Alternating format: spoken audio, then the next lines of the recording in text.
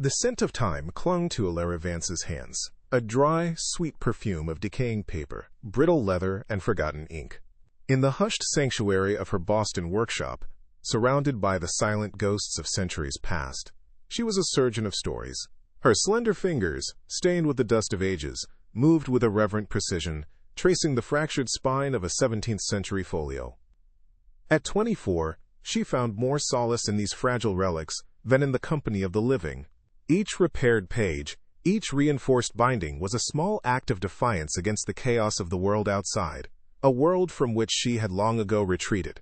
Her life was a meticulously ordered archive, each emotion catalogued and filed away, but a deep, unnameable emptiness echoed through its quiet halls, a hollow sound in a beautiful, empty room. If you want to discover what force is powerful enough to shatter her carefully constructed silence, watch until the end. I invite you to subscribe to the channel and comment on where you're watching from. We continue. Elara was a creature of soft edges and muted colors, her presence as unobtrusive as the afternoon light filtering through the tall, grimy windows of her workspace. Her long, dark hair was always pulled back in a severe knot, as if to keep even a single stray wisp from acting on its own volition. Her movements were economical, her gaze often distant, lost in the intricate narratives of the past she so painstakingly preserved. As a rare book restorer, she was one of the best in the city, a young prodigy with an old soul. This craft was her shield and her identity, a profession that demanded patience, isolation, and a deep respect for things that were broken, qualities she understood intimately. It allowed her to touch history, to feel the weight of other lives, without ever having to truly live her own. Her virginity was not a moral stance or a romantic ideal, it was a fortress. The foundations had been laid in her adolescence, built brick by painful brick, after she witnessed the spectacular implosion of her family's honor. A devastating scandal, born of a passion so fierce it had burned their name to ash, had taught her a singular, chilling lesson. Desire was a fire that consumed everything in its path, leaving only ruin and regret. So she had become a curator of her own heart, keeping it under glass, untouched and perfectly preserved. Physical intimacy was a language she had never learned, a territory so foreign and fraught with peril that she had posted sentinels at its borders. Her body was a silent, unread book, its pages still bound together, and she intended to keep it that way. The Vance name, once a cornerstone of Boston's old-money aristocracy, was now as fragile as the decaying manuscripts on her workbench. They lived in a gilded cage, a stately Beacon Hill home where the furniture was worth more than their liquid assets, and the air was thick with the oppressive weight of legacy. Elara felt the bars of this cage every day, and her mother's anxious, calculating glances, and her father's proud but defeated silences. She was their last, most valuable asset, the perfect, untouched songbird they were preparing to sell to the highest bidder to salvage their crumbling estate. Her life was not her own. It was a debt to be paid, a sacrifice to be made on the altar of a name that had long since lost its power, leaving only the crushing burden of its reputation. This sense of being an object, a solution rather than a person, had carved a profound void within her. While her hands brought life back to inanimate things, her own soul felt leached of color. She would often stand before a mirror and see a stranger, a pale outline of a woman whose passions and dreams were not her own but echoes of the heroines in the book she mended. Jane Eyre, Catherine Earnshaw, Elizabeth Bennet. They had loved and lost and fought with a ferocity that both terrified and enthralled her.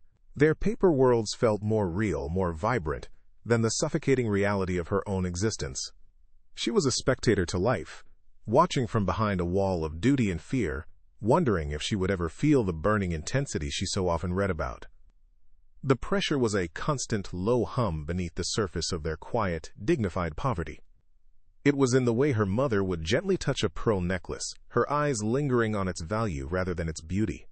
It was in the sudden, sharp silences that fell over the dinner table whenever the topic of the future arose. No one spoke the words aloud, but the plan was an unspoken contract hanging in the air. Elara's marriage would be their salvation. Her purity, her breeding, her quiet compliance, these were the currencies that would rescue them from public disgrace. She felt like a character in a Victorian novel, her fate being decided in drawing rooms by people who saw her not as a daughter but as a strategic merger, a final, desperate move in a game they were about to lose. As twilight bled across the Boston skyline, casting long shadows that looked like grasping fingers, Ilara would often retreat to the highest window of the house. She'd watch the city come alive with a million lights, a million stories unfolding in the streets below, stories of love, of chance encounters, of reckless decisions and breathtaking passion. She felt an agonizing disconnect from it all, as if she were a ghost haunting her own life. A profound sense of inevitability settled over her, a cold certainty that her path was already set, a story written for her by others. She didn't know it yet, but a new chapter was about to be forced upon her, one penned by a man as cold and unforgiving as the winter wind rattling the old window pane, a man who would either be her ruin or her impossible salvation. The Vance home on Beacon Hill was a mausoleum of former glory, a grand brownstone where the silence was so profound it seemed to have weight. Ilara moved through its cavernous rooms like a phantom, her footsteps muffled by threadbare Persian rugs whose vibrant colors had long since surrendered to the persistent Boston gloom. The air was a stagnant perfume of lemon polish, old wood, and the faint, sweet scent of decay, a smell Ilara knew intimately from her work. Every object held a story of a more prosperous time. The chipped Sèvres porcelain, the silver tarnished just beyond the reach of her mother's frantic polishing, the grand piano in the drawing room, its keys yellowed and permanently silent. This house was not a home. It was a stage set for a play that had ended decades ago, and they were the actors who had forgotten to leave. Her mother, Beatrice, was the chief curator of this museum of past prestige. A woman sculpted from anxiety and rigid pride, she moved with a brittle grace, her days a ritual of maintaining appearances. Ilara would watch her trace the dust from a gilded frame or straighten an already perfect stack of linens, her movements a frantic ballet against the encroaching tide of ruin. Beatrice's love for her daughter was sharp-edged, intertwined with the desperate hope that Ilara was their final, most precious commodity. Her gazes were appraisals, measuring Ilara's posture, her pale, unblemished skin, her quiet obedience. In her mother's eyes, Ilara saw not a reflection of herself, but the reflection of their last chance at salvation. A role that felt as constricting as a corset, slowly squeezing the air from her lungs. Her father, Arthur Vance, was a portrait of genteel defeat. He spent his days in the dark-paneled library, surrounded by books he no longer read, a glass of amber liquid perpetually at his side. He was a man hollowed out by failure, his pride the last standing pillar in a temple of ruins. He rarely spoke of their predicament, but his silence was a deafening roar in the quiet house. Ilara felt its weight most acutely during their ritualistic evening dinners, where he would stare at a point just past her shoulder, his jaw tight, the ghost of the man he was supposed to be haunting his features. His unspoken expectation was a heavier burden than any command. It was a plea for her to restore the honor he had lost, a debt she felt with every strained, silent bite of their meager meals. The family's routine was a carefully choreographed performance of normalcy. Breakfast was served at precisely 8, with porcelain so thin Ilara feared it would shatter if she held it too tightly. Afternoons were for her work a blessed escape into a world of paper and ink, but the evenings brought her back to the stifling atmosphere of the house. Dinner was the centerpiece of their shared fiction, a formal affair in the grand dining room where the three of them sat yards apart at a table that could seat 20. The conversation was a delicate dance around the truth, a tapestry of polite inquiries about the weather and recycled anecdotes from a brighter past, all while the specter of bankruptcy hovered over the flickering candlelight, an uninvited but ever-present guest. The pressure from the outside world was a constant, insidious whisper. It arrived in cream-colored envelopes bearing invitations to galas and charity balls they could no longer afford to attend, which her mother would leave on the hall table for a day before quietly discarding them. It came in the form of phone calls from creditors, which Beatrice would take in a hushed, strained voice behind a closed door. Ilara learned to read the signs of their decline in these small, daily humiliations, the dismissal of the last of their household staff, the old-fashioned preference for walking instead of taking a cab, the careful mending of clothes that should have been replaced. Each one was another bar added to her gilded cage, reinforcing the knowledge that her freedom was the price of their survival. One rain-slicked Tuesday, the reality of their situation became terrifyingly clear. Ilara was passing her father's library when she heard her mother's voice, stripped of its usual composure, and sharp with a rare, naked fear. "Arthur." The bank was final. "We have 30 days before they begin foreclosure proceedings." A heavy thud followed, the sound of a fist hitting a mahogany desk. "There is only one way," Beatrice continued, her voice dropping to a conspiratorial, chilling whisper. "The Croft proposal. It is our only way." Ilara froze, her hand on the cold doorknob, the words etching themselves into her mind. The Croft proposal. It sounded less like a solution and more like a sentence, and she knew, with a certainty that turned her blood to ice, that she was the one who would have to serve it. This knowledge transformed the house from a familiar prison into a waiting room for her own sacrifice. The walls seemed to close in, the portraits of her ancestors staring down at her with accusing eyes, as if to remind her of her duty. She began to see her life as a ledger, her entire existence an asset to be liquidated. Her education, her quiet disposition, her unsullied reputation, even her virginity, they were not parts of her identity, but features to be listed in a prospectus for a potential buyer. The world her parents had so carefully constructed for her, one of refined tastes and moral uprightness, was revealed to be nothing more than a showroom, designed to present their most valuable possession in the best possible light before the auction began. The city of Boston itself became a part of her confinement. Walking through the manicured public garden or along the cobblestone streets of Beacon Hill, she felt the weight of centuries of tradition and expectation. This was a city built on old names and older money, a place where lineage was currency and a good marriage was the ultimate corporate merger. She saw other young women her age, laughing with friends in cafes or walking hand in hand with lovers, and felt a chasm open between her and them. Their lives seemed vibrant and filled with choices, while hers felt like a pre-written narrative, a historical text she was forced to inhabit. The city wasn't a place of opportunity. It was a labyrinth of social obligations, and she was trapped at its center. Her work, once a sanctuary, now offered only a temporary reprieve. As she meticulously pieced together a shattered page or reinforced a broken spine, she saw a bitter irony in her craft. She was a restorer of things that were broken, a preserver of stories that had endured, yet she was powerless to mend the fractures in her own life or to rewrite the ending that was being forced upon her. The heroines in her books, once a source of comfort, now seemed to mock her with their courage and passion. They fought for their autonomy, they loved fiercely, they made their own destinies.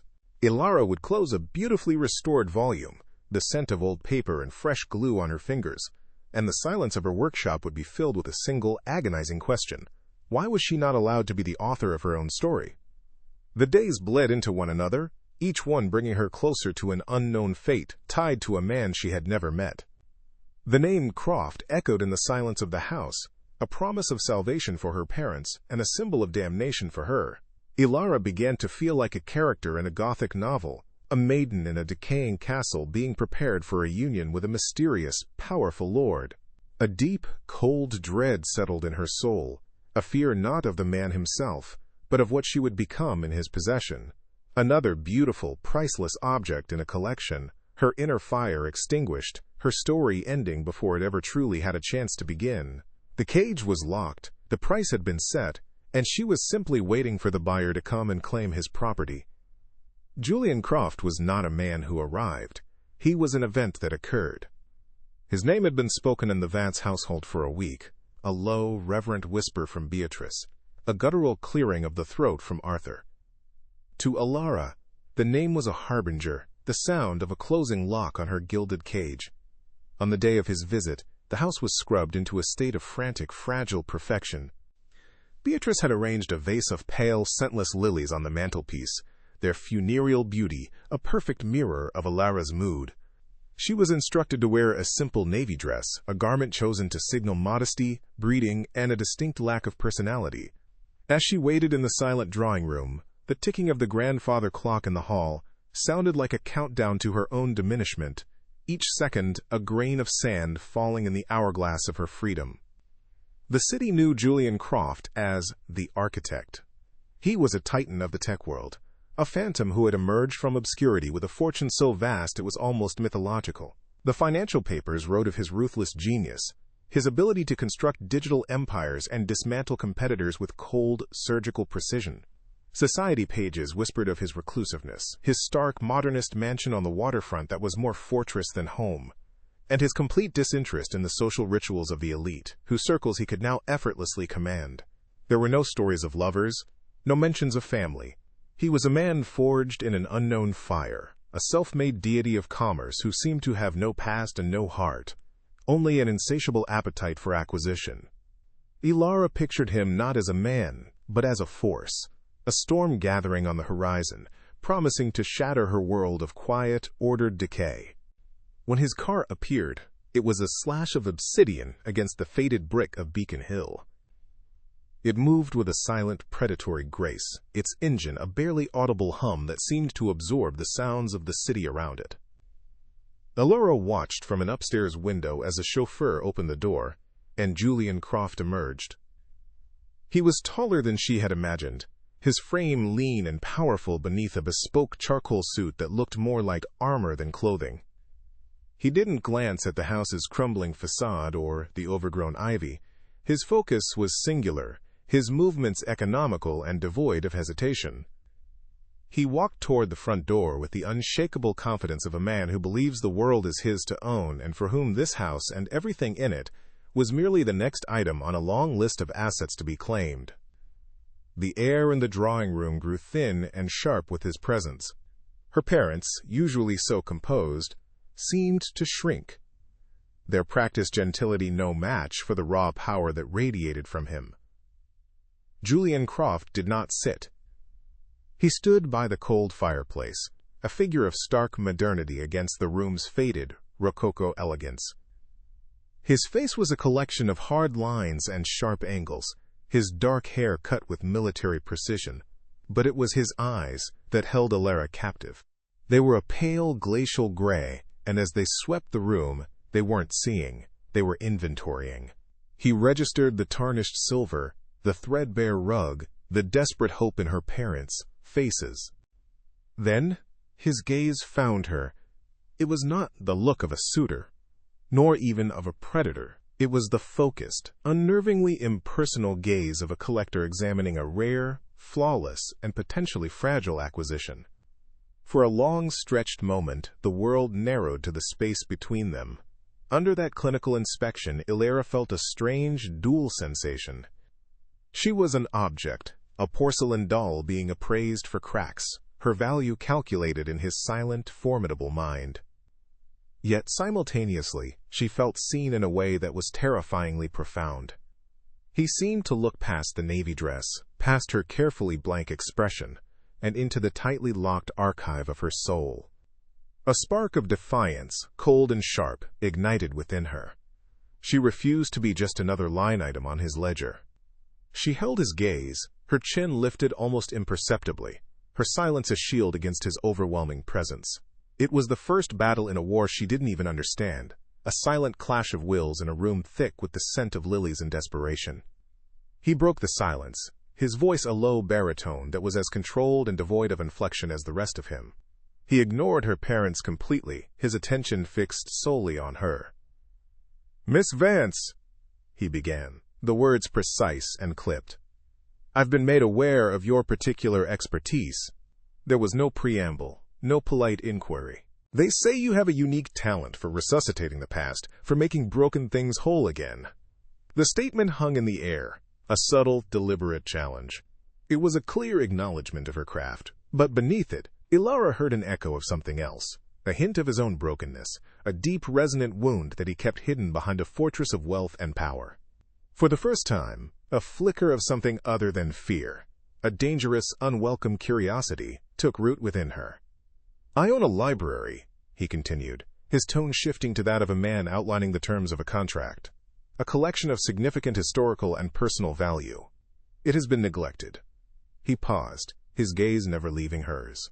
"As a condition of the arrangement my associates have discussed with your father, I require you to undertake its complete restoration. You will work at my home. You will be given full access and whatever resources you require. The project will begin immediately."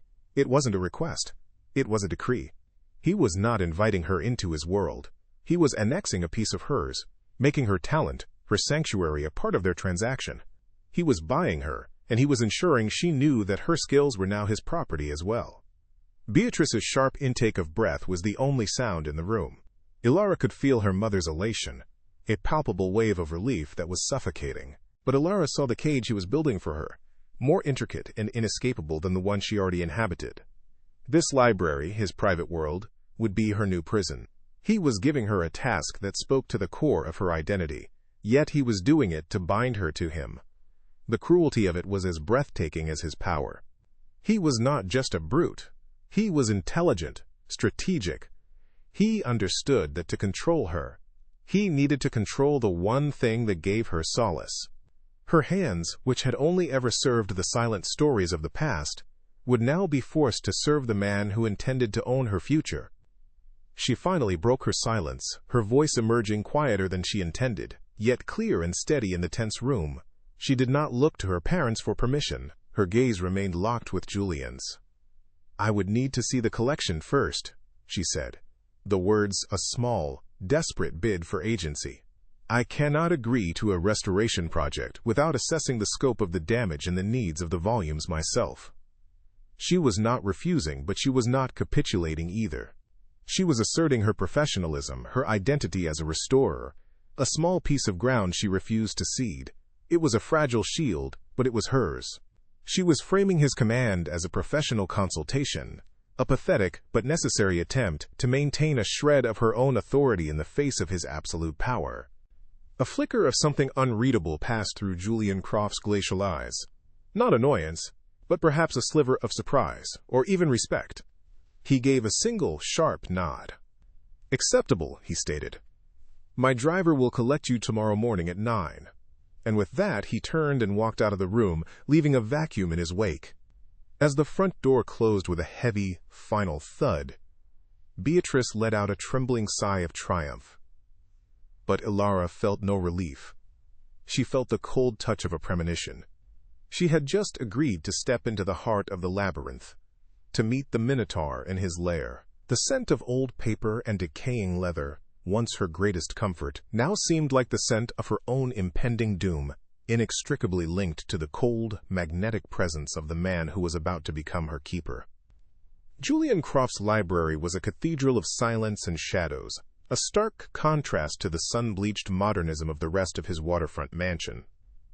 Floor-to-ceiling shelves of dark mahogany held thousands of volumes, a silent, waiting army from centuries past. The air smelled of old leather, vanilla-scented paper, and the faint metallic tang of the cold sea air that seeped through the vast, plate-glass window overlooking the turbulent Atlantic. Ilara's first days there were spent in a state of suspended animation. She moved with a ghost's quiet, her focus a pinpoint on the damaged spines and brittle pages before her. He was an unseen presence. A weight she felt in the room even when he was absent. She knew he watched her on the security monitors, and the knowledge was a constant, unnerving pressure against her skin, a violation of the sacred solitude her work had always provided. His presence, when he chose to make it physical, was a disruption of the room's delicate equilibrium. He would enter without a sound, a dark figure against the blinding light of the window, and simply stand there, observing. The silence between them was not peaceful. It was a living thing, a tightly wound coil of unspoken questions and raw power dynamics. Ilara would force her hands to remain steady, her needle to move with its customary precision, refusing to acknowledge the heat that prickled at the back of her neck under his gaze. She treated him as she would a distracting noise, a problem to be methodically ignored. But his stillness was more commanding than any words, his quiet inspection, a more profound intrusion than any physical touch could ever be. She was his employee, his fiancée by contract, and his specimen, all at once. Their first conversations were sparse, transactional, and carefully barricaded behind the subject of her work.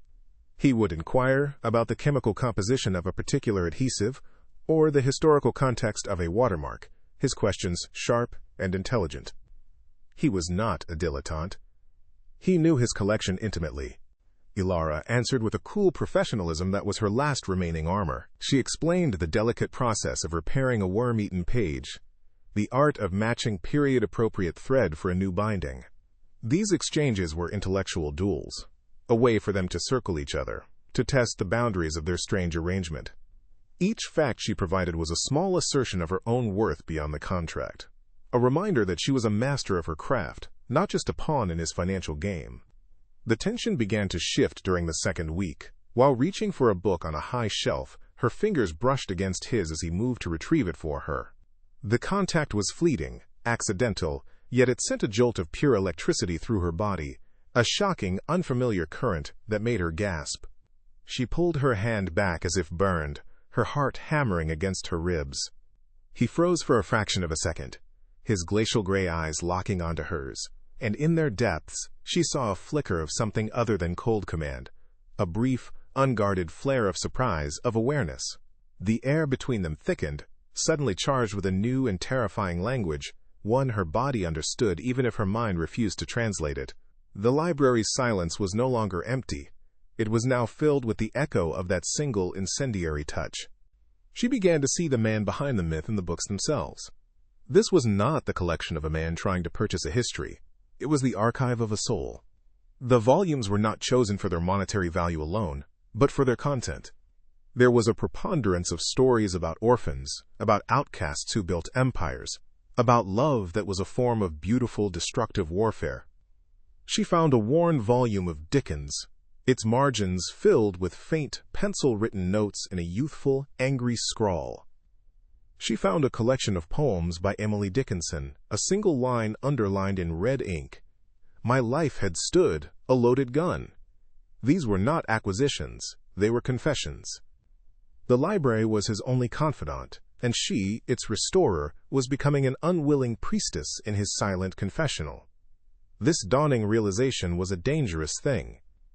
It began to erode the foundations of her fear and replace them with a treacherous, unwelcome empathy.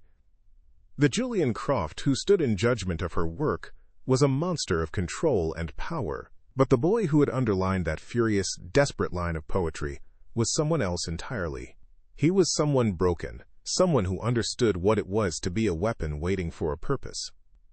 She started to look at him differently, searching for cracks in his meticulously constructed facade. She saw it in the way his jaw would tighten when she worked on a particularly damaged book, as if its fragility was a personal affront, a mirror of some internal ruin he could not bear to witness. He was not just a captor, he was a fellow prisoner, trapped in a fortress of his own making. The turning point arrived with a battered, first-edition copy of Tom Wuthering Heights. It was his most treasured and most damaged volume, the spine completely severed, the pages softened and frayed from countless readings. As she carefully separated the folios, a small, faded photograph slipped from between the pages depicting Catherine's final, fevered confession to Nellie Dean. It was a picture of a young boy, no older than 10, with Julian's piercing gray eyes and a defiance set to his jaw. He stood beside a tired, beautiful woman with haunted eyes, his arm wrapped protectively around her waist. They stood before a dilapidated row house, a world away from the cold splendor of his mansion. It was a portrait of poverty, of fierce, protective love, and of a sorrow so profound it seemed to emanate from the browning paper. Alara's breath caught in her throat. She quickly hid the photograph, her hands trembling. This was a key, a glimpse into the locked room of his past, and it felt like a profound violation to have seen it.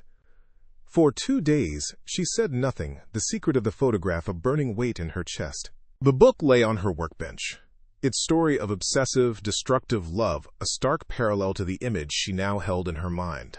She understood, with a sudden, chilling clarity, why this book was so important to him.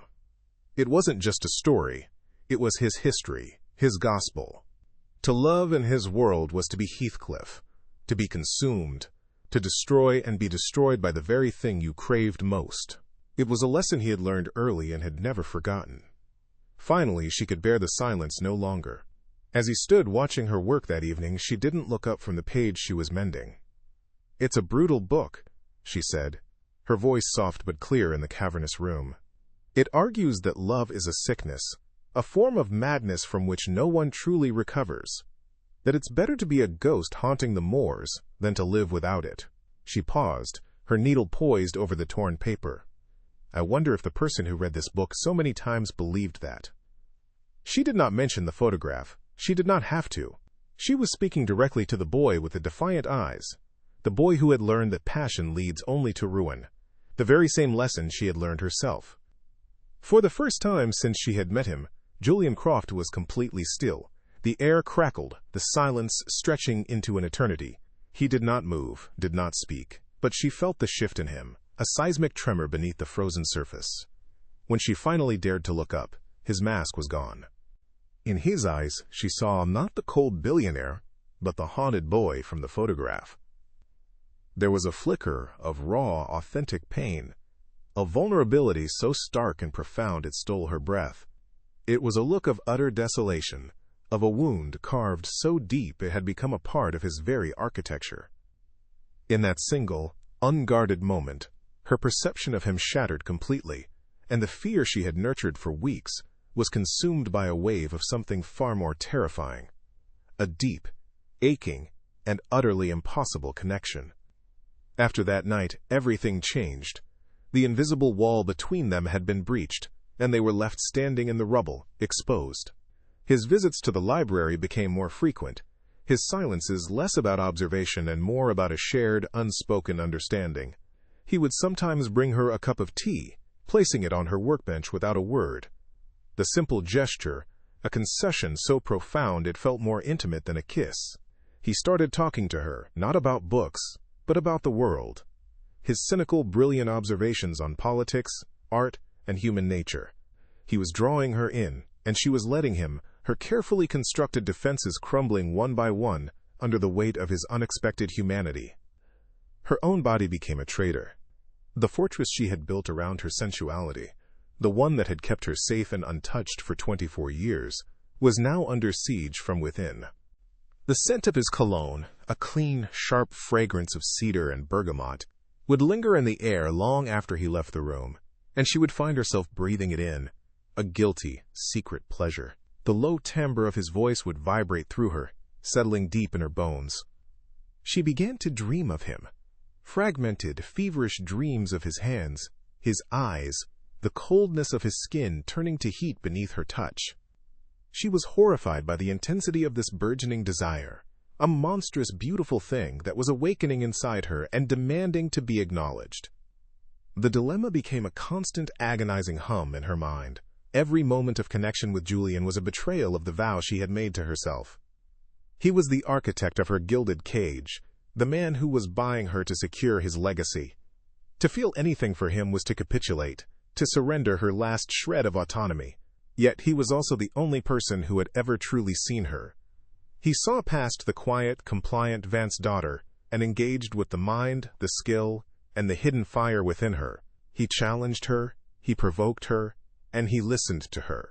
This intoxicating attention was a poison she willingly drank, a slow-acting venom that made the prospect of a life without him seem as gray and lifeless as the Boston sea in winter.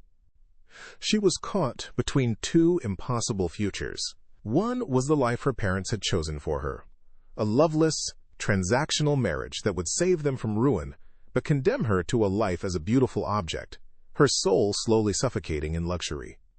The other was a future she was only just beginning to imagine, one in which she willingly walked into the arms of her captor, not as a sacrifice, but as a participant. This path was terrifying, a leap into the very fire she had been taught would consume her. It meant embracing the passion she had so long denied, and trusting a man who had shown her he was capable of both profound tenderness and devastating cruelty. The choice was between a slow, dignified death of the spirit or a glorious, terrifying inferno. One evening, as a storm raged outside, rattling the immense window, the power in the mansion flickered and died, plunging the library into an inky blackness. Ilara let out a small, involuntary cry of surprise. A second later, she felt his presence beside her, so close she could feel the warmth radiating from his body. "Stay still," he commanded, his voice a low murmur in the dark. His hand found hers, not in a gesture of control, but of reassurance. His fingers wrapped around hers, his grip firm and steady, a lifeline in the sudden, disorienting void. The storm outside was nothing compared to the tempest that erupted inside her at his touch. It was no longer accidental. It was deliberate, a clear and undeniable acknowledgement of the current that flowed between them. In the suffocating darkness, with his hand holding hers, the world narrowed to this single point of contact. She could feel the calluses on his palm, the strength in his fingers, the controlled power he held in check. He did not let go. She did not pull away. They stood there for a long time, listening to the sound of the wind and the rain, and their own staggered breathing. It was a moment of absolute transgression, a silent pact made in the dark. All her resolutions, all her fears, all her carefully constructed walls were meaningless against the simple, undeniable truth of his hand in hers. She was no longer just his captive or his employee. She was a woman on the precipice of a choice that would define her. The emergency generators kicked in with a low hum, and the lights flickered back to life, flooding the room with a soft artificial glow. The sudden illumination felt harsh, intrusive. Julian immediately released her hand, stepping back, the mask of cool indifference sliding back into place. But it was too late. They had both seen, they had both felt. He turned to leave, but paused at the door, his back to her. "The storm is getting worse," he said, his voice strained. "You will stay here tonight." It was not a question or a suggestion. It was a command, but it was laced with something else. A raw, desperate need to keep her close, to keep her within the walls of his fortress, where he could protect her from the world, and perhaps from himself. Alara stood frozen, her hands still tingling, the choice no longer hers to make. The guest suite Julian provided was a study in luxurious emptiness, a space of cream silks and cold marble that offered no comfort. Alara stood at the window, watching the storm lash against the reinforced glass, each gust of wind a physical blow that echoed the turmoil in her own chest. He had commanded her to stay, and she had obeyed, too stunned to do otherwise. But this was not a sanctuary. It was the final night in her own life. Tomorrow the engagement would be announced. Tomorrow the world would know her as Julian Croft's fiancée, his latest, most prized acquisition. The reflection in the dark glass showed a pale, haunted stranger, a woman on the verge of being erased. The fire she'd long suppressed was now a raging inferno in her veins, a desperate, silent scream against the cold, inevitable future that awaited her at dawn. The door opened without a knock, and he was there, a silhouette against the dim hallway light. He had changed from his suit into a simple black cashmere sweater and dark trousers, an attire that seemed more intimate and therefore more dangerous. His face was a mask of cool control.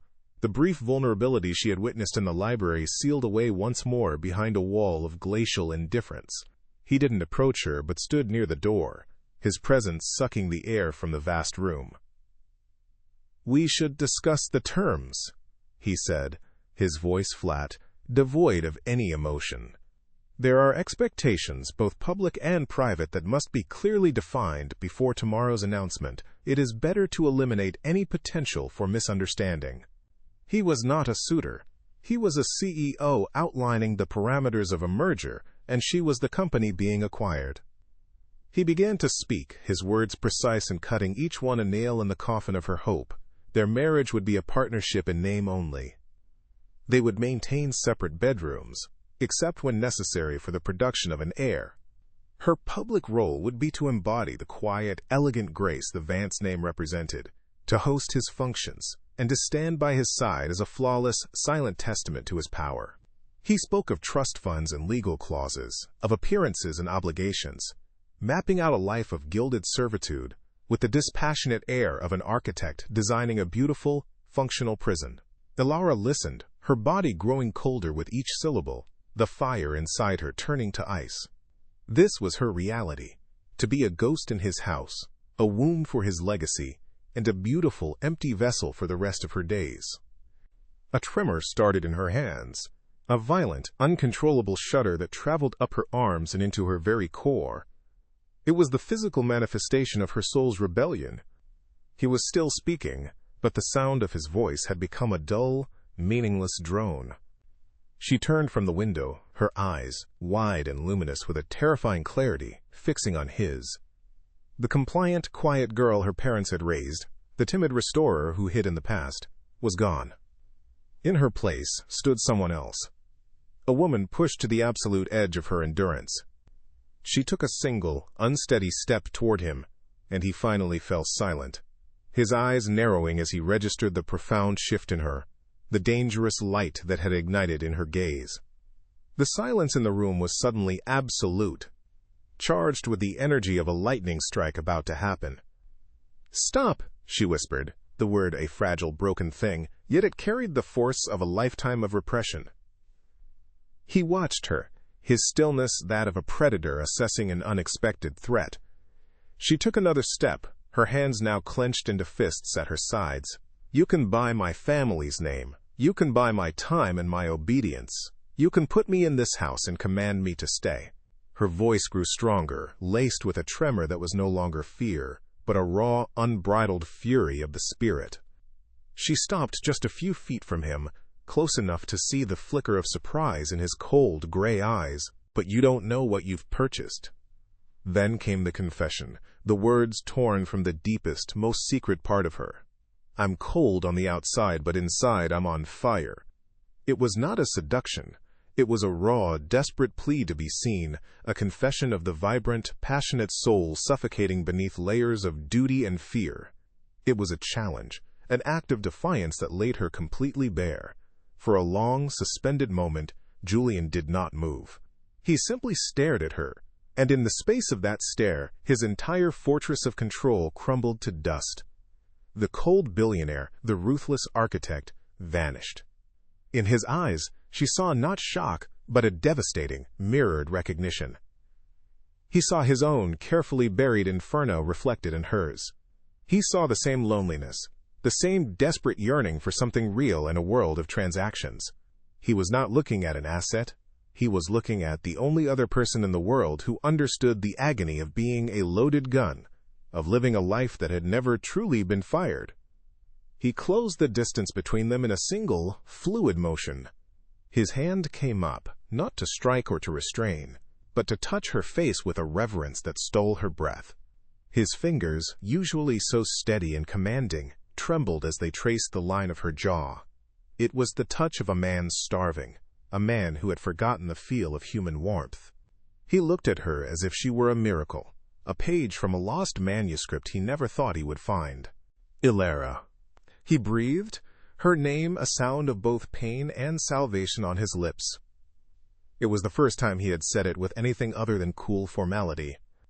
In that single word, she heard the boy from the photograph, the man from the library, the soul that had been speaking to her through the pages of his broken books. Then his mouth was on hers. It was not a gentle kiss. It was a desperate, consuming collision, a frantic search for an anchor in the storm. It was the taste of whiskey and loneliness, and a sorrow so profound it felt ancient. She did not resist. She met his desperation with her own, her hands coming up to clutch at his sweater as if she were drowning.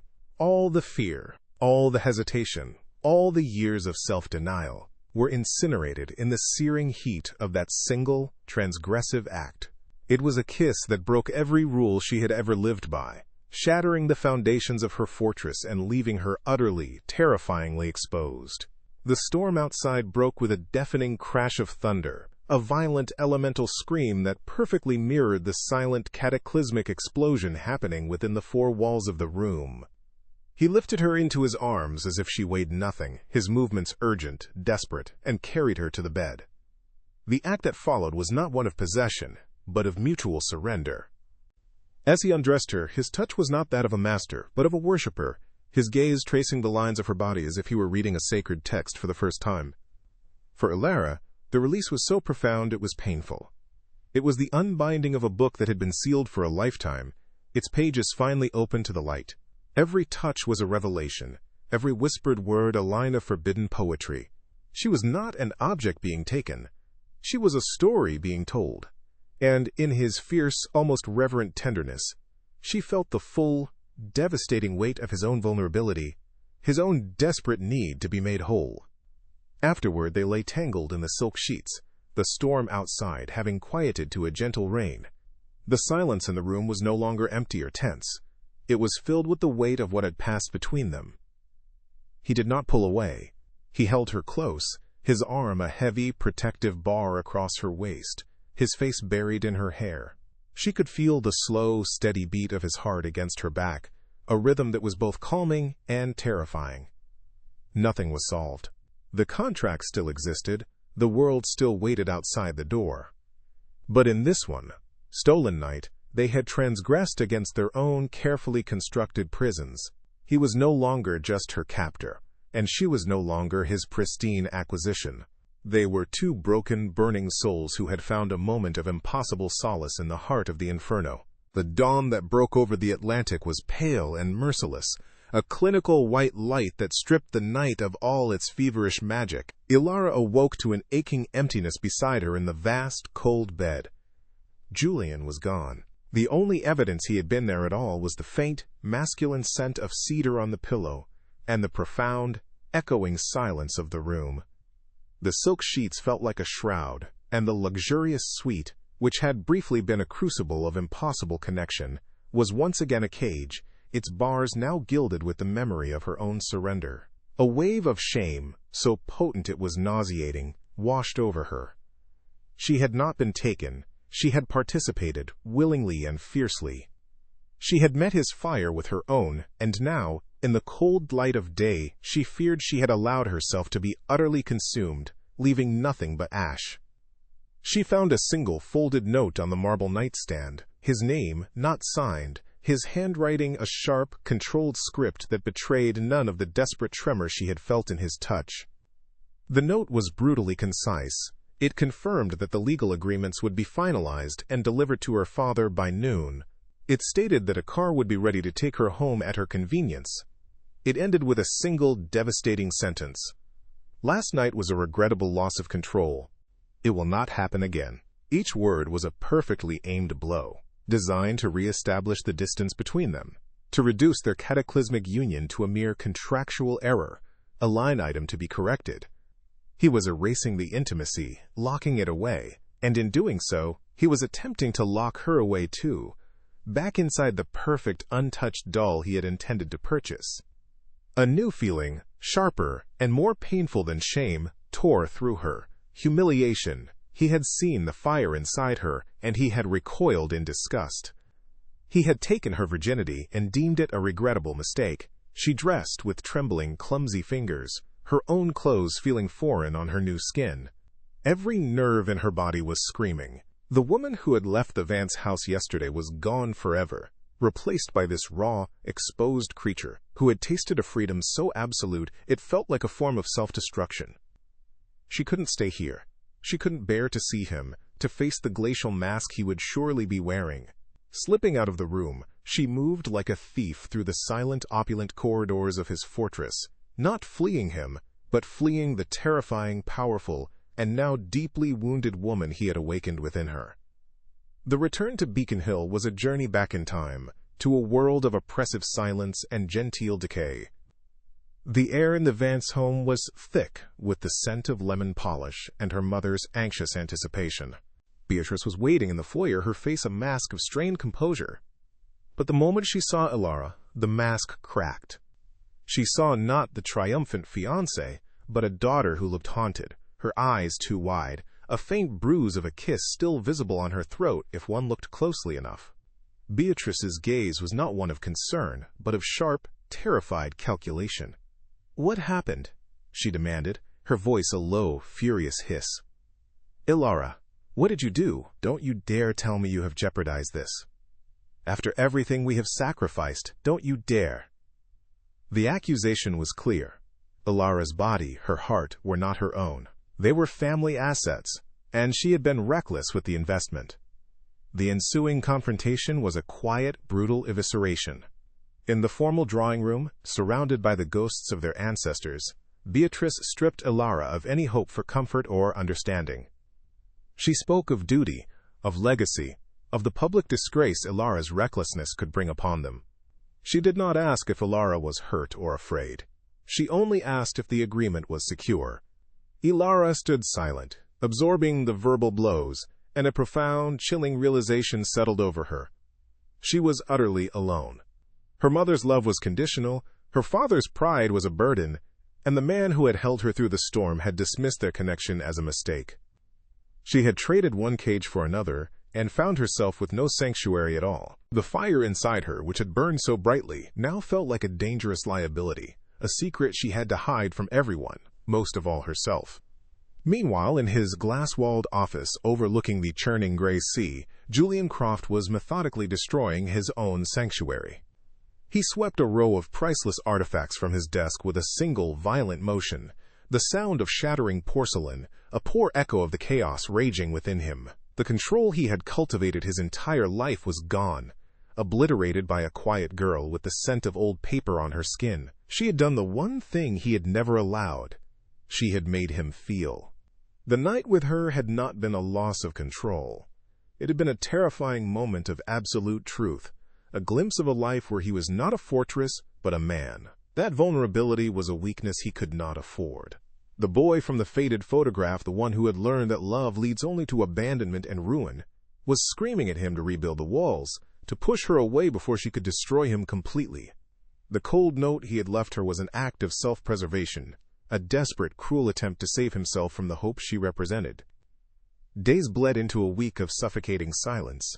The legal documents arrived as promised, a thick, impersonal contract that detailed the selling of her life. Her father signed them with a hand that trembled slightly, a flicker of guilt in his eyes before it was extinguished by relief.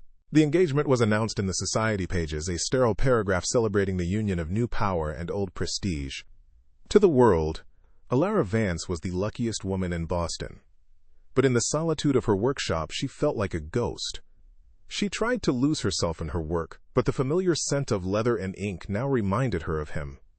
Her hands, once so steady, would shake as she held a needle. She had given him the most fragile, untouched part of herself, and he had discarded it as an inconvenience. The pain of it was a constant, physical ache in her chest. Yet, amid the wreckage of her emotions, something new and resilient began to take root. The transgression had not just broken her, it had broken her open. The fear and guilt were real, but so was the memory of her own power in that moment of surrender. She had not been a passive victim. She had looked the most formidable man she had ever known in the eye and shown him her truth. She had met his desire and matched it. The girl who had been afraid of her own shadow was gone. In her place was a woman who understood the terrifying, exhilarating landscape of her own heart. She had walked through the fire she had feared her whole life, and while she was burned, she had not been destroyed.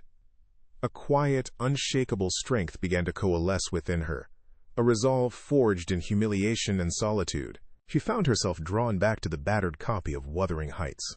She ran her fingers over the frayed cover, the book no longer just an artifact to be mended but a mirror. She now understood Catherine's wild, destructive passion, her cry that she was Heathcliff. It wasn't madness. It was a connection so profound that separation felt like a tearing of the soul. She saw the story not as a cautionary tale about the dangers of love, as she once had, but as a testament to its terrifying elemental power, a force that could shatter conventions, families, and even the barriers between life and death. Julian had tried to reduce their connection to a mistake, but she knew better. It was a force as real and as uncontrollable as the storm that had raged outside his window. Standing in the quiet, dust-mote-filled light of her workshop, Alara made a decision. She would not be the silent, elegant ghost he had contracted for. She would not let him erase what had happened between them, nor would she allow the shame to extinguish the fire he had awakened. He had pushed her away to protect himself, to retreat back into the safety of his cold, controlled world. But he had shown her a glimpse of the man behind the wall, and she had shown him the woman behind hers. The silence between them was no longer a sign of her defeat. It was a challenge. He had started a fire, and now she understood that she had a choice. She could either let it consume her, or she could learn to wield it. Her story was not over. It had just found its true incendiary beginning. A week later, the restored copy of Wuthering Heights lay on her workbench, a testament to her decision. It was not a perfect, sterile restoration. She had mended the severed spine with dark, supple leather that contrasted with the original faded cloth, creating a visible seam, a scar. The pages were cleaned but not bleached, their foxing and water stains a faint, ghostly map of their journey through time. She had reinforced the paper where his hands had worn it thin, a ghostly impression of his own desperate readings. This was her answer to his cold, dismissive note. It was a statement, crafted in paper and thread, that broken things could be made strong again, not by erasing their history, but by honoring it. Holding the book, its familiar weight now balanced and whole in her hands, she knew she could not simply send it by courier. This was a message she had to deliver herself. The sun was bright and unforgiving as she stood before his mansion again, the light glinting off the vast walls of glass and steel. She felt no fear, only a strange, quiet calm, the stillness at the center of a storm that had already passed. She was not the same woman who had fled this house in shame. The fire he had awakened had not been extinguished by his rejection. It had been banked, its embers glowing with a new, steady heat. She walked to the immense front door not as a sacrifice or an employee, but as a woman with a purpose. The house no longer seemed like an impenetrable fortress, but a vast, lonely monument to a man who had walled himself away from the world. She rang the bell, her hand steady, prepared for any outcome, because for the first time her sense of self was not contingent on his approval. He found her in the library, standing by her old workbench, where the mended book lay like a final offering. He entered silently, but she felt his presence as a shift in the very air of the room. He had stopped halfway, his tall frame caught in a sunbeam that illuminated the exhaustion etched around his eyes. He was not wearing a suit, but a simple gray sweater that softened his sharp edges, making him look younger and more vulnerable than she had ever seen him. The silence that fell between them was profound, a vacuum filled with everything that had been said and everything that had been left unsaid. His glacial gaze fell first on her, a look of disbelief and something akin to fear. Then it moved to the book. He saw the dark leather scar on its spine, and a muscle in his jaw tightened, a flicker of understanding in his guarded expression. Ilara spoke first, her voice clear and even in the cathedral-like quiet. "I finished it," she said, her gaze never leaving his. "I chose not to recase it entirely. I didn't want to erase its history." She took a small breath, her words a carefully chosen confession. "I think the damage is part of its story. The worn pages, the stains, the broken spine, they prove it was important. They prove it was loved enough to be broken." She looked directly at him then, her meaning hanging, sharp and undeniable, in the air between them. Some things shouldn't be made to look new and untouched. They should be mended in a way that honors the life they've lived. She was not just speaking of a book. She was speaking of him, of herself, of the beautiful fractured thing that had ignited between them in the dark. He walked slowly toward the bench, his movements stiff, as if wading against a powerful current. For a moment, he simply stared down at the book, at the visible seam of new leather she had crafted. Then, with a hand that was not entirely steady, he reached out and picked it up. He didn't open it from the front.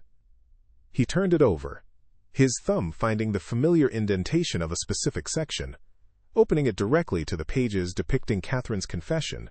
The small faded photograph of the fierce, sad boy and his haunted mother was tucked gently back into the crease, exactly where she had found it.